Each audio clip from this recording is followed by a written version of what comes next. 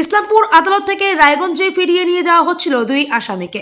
মাঝ রাস্তায় আচমকা চলল গুলি। এই ঘটনায় আহত হয়েছেন দুই পুলিশকর্মী।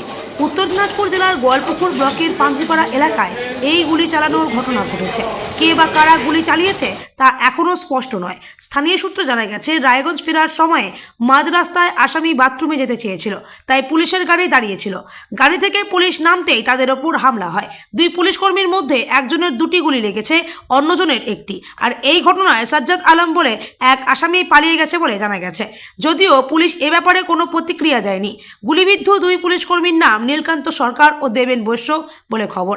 আসামিরা নিজে পুলিশের বন্দুক কেড়ে নিয়ে গুলি চালিয়েছে নাকি তাদের কাছে আগে থেকে অস্ত্র ছিল তা স্পষ্ট নয়। আবার এও সন্দেহ, আসামি ছিনতাই করতেই অন্য দুষ্কৃতীরা গুলি চালিয়েছে।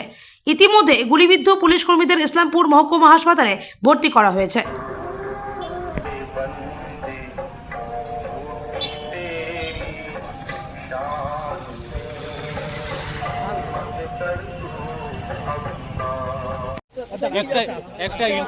একটা ইনসিডেন্ট হওয়া আছে, একটা আন্ডার ট্রায়াল প্রিজনার।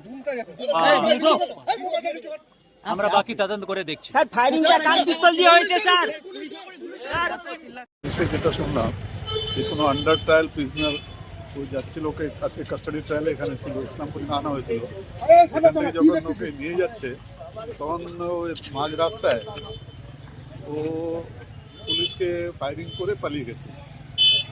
ইনজোর্ড হয়েছে, দুইজন ইনজোর্ডকে এখন ইসলামপুর হসপিটাল থেকে রেফার করা হলো নর্মাল মেডিকেল। কতজন আসামি ছিল গাড়িতে জানা গেছে? না, জানা যায়নি।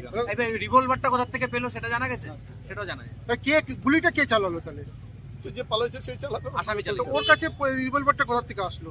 নিশ্চয়ই রিভলভারটা কোথা থেকে আসছে, ওখানে গাড়ির মধ্যে কোনো না কোনো কারণে কোথা থেকে আসছে হয়তো। তো ওকে কি আমি যেটা দেখলাম যে দুজন ইনজুরি হয়েছে, দুজনই ইয়ে আছে পুলিশ কনস্টেবল, দুজন পুলিশ কর্মী, দুজন, একজন দেবেন বৈশ্য আর নীলকান্ত সরকার, দুজন ইনজুর্ড হয়েছে, দুজনকে মেডিকেলে পাঠানো হয়েছে। স্যার একজন এএসআই ছিল, একজন কনস্টেবল, এবং এটা হচ্ছে একদম ইসলামপুর গোয়ালপুরের সংযোগস্থল ইকরতলা এলাকাতে হয়েছে। প্রকাশ্য দিকবালকে কি বলবেন আপনারা? ঘটনাটা তদন্ত করলেই সব জানা যাবে গোটা ব্যাপারটা। আমি তো অন ওয়ে রিটার্ন আসছিলাম কানকি থেকে, তখন শুনলাম, শুনে যেটা যতটুকু জানলাম সেটুকু আপনাদেরকে পাস আবার করলাম। ঠিক, থ্যাংক ইউ স্যার। কি হয়েছে? আমি পুলিশ অফিসার, দুজন পুলিশ অফিসারকে নিয়ে এসেছি। তো ওদের গুলি লেগেছে। তো ওদের গাড়ি পাঞ্জিপাড়া যে চৌহান সুইটের সামনে ছিল, অপোজিট সাইডে দাঁড়িয়েছিল। তো আমরা যাচ্ছিলাম, ফট করে রাস্তার লোকজন আমাদেরকে আটকে দুজন পুলিশ অফিসারকে গাড়িতে তুলে দেয়। পরে পুলিশ অফিসার যেগুলো গাড়িতে আর কি বললো, ওদের গুলি লেগেছে। একটা পুলিশ অফিসারকে দুটো লেগেছে, একজনকে একটা। ঠিক আছে। তো ওনারা নাকি ওর বাথরুমের নাম করে নেমেছিল।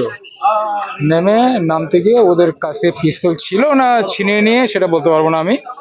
তো ব্যাপারটা হচ্ছে ও তখন ওদেরকে গুলি করে, গুলিবিদ্ধ হয়ে দুজন দাঁড়িয়েছিল, রাস্তার লোকজন জমা হয়েছিল। তারপরে আমার গাড়ি দেখে আটকালো, তারপরে গাড়ি থেকে তুলে দিল, তারপরে নিয়ে এসে এখানে পৌঁছে দিলাম।